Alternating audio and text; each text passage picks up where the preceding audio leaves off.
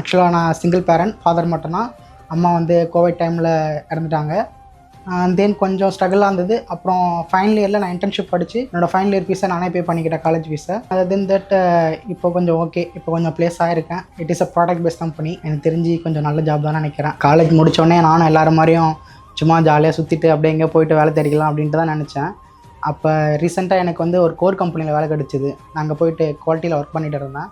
Work பண்ணிகிட்டு இருக்கும்போது என்னோடய ஃப்ரெண்ட்ஸ்லாம் சொன்னாங்க, உனக்கே எவ்வளோ நாலேஜ் இருக்குது, நாங்கள் தான் இங்கே இருக்கோம்னா நீ என் கூட வந்து கஷ்டப்படுற அப்படின்னு தான். எனக்கு அவங்கெல்லாம் பார்க்கும்போது ஓகே, நம்ம ஏதாவது நாலேஜை வச்சுக்கிட்டே வேஸ்ட் பண்ணக்கூடாது, நம்ம ஒரு இடத்துல போய்ட்டு அதை இம்ப்ளிமெண்ட் பண்ணணும் அப்படின்ட்டு தான் நான் தேடிக்கிட்டே இருந்தேன். சரி ஓகே, ஏதாவது ஒரு நம்மளுக்கு ஒன்று வாய்ப்பு கிடைக்கும் அப்படின்ட்டு தான். என்னோடய மாமா தான் எனக்கு ரொம்ப சப்போர்ட்டாக இருந்தார்.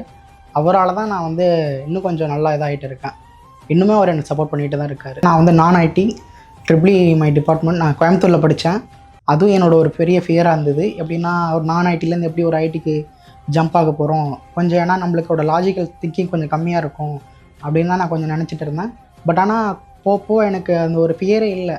ஓகே, லாஜிக்கல் திங்கிங் வந்து அந்தளவுக்குலாம் இஷ்டம் இல்லை, நம்மளோட போக போக நம்மளோட எப்படி சொல்கிறது, நம்மளோட எக்ஸ்பீரியன்ஸில் அது நம்மளுக்கு கிடைச்சிரும் அப்படின்ட்டு எனக்கு ஒரு திங்க் வந்துருச்சு. அதில் கோர்ஸ் முடிச்சதோட என்னை அவங்க ஹையர் பண்ணது எனக்கு இன்னும் கான்ஃபிடென்ட் ஆச்சு. அப்படின்னா என்னோடய ஃபஸ்ட் இன்டர்வியூலே ஹையர் பண்ணிட்டாங்க. மேபி சம்மர் வந்து 2 to 3 months வெயிட் பண்ணுவாங்க, அதுக்கப்புறம் வேலை கிடைக்கும். அவங்க கொஞ்சம் டிமோட்டிவேட் ஆகிடுவாங்க. அந்த டைம் அவங்க படித்த கோர்ஸே கொஞ்சம் வந்து அவங்கள கைவிட்டு போன மாதிரி இருக்கும். ஆனால் என்னோடய மோட்டிவேஷன் வந்து ஃபஸ்ட் இன்டர்வியூலே வேலை கிடச்சிச்சு. Okay, I have required skills. அந்த ஒரு கான்ஃபிடென்ட் எனக்கு ரொம்ப இதாகிடுச்சு.